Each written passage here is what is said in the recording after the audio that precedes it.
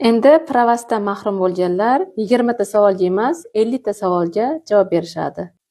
O'zbekiston Respublikasi Vazirlar Mahkamasining 2018-yil 31-maydagi 408-qaroriga muvofiq 2026-yil 31-maydagi 125-sonli qaroriga o'zgartirishlar kiritildi. Bunda pravas mahrum bo'lgan shaxslar ma'muriy jazo tugagandan so'ng imtihon biletlari savollari 50 tali etib tayinlandi. Bunda sizga 45 minut vaqt beriladi. 45 minut vaqt ichida 46 ta topsangiz va undan ko'p topsangiz imtihonga topshiradigan unvon bilan muvaffaqiyatli topshirasiz. Ushbu videoni pravasi rishon bo'lgan do'stingizga jo'natib qo'ying va bizga obuna bo'ling. Avtotest savollariga tayyorlanmoqchi bo'lsangiz, bizga murojaat qiling va biz bilan osonlikcha imtihon savollarini o'rganing. Imtihon savollarini o'rganib, pravangizni qo'lga kiriting.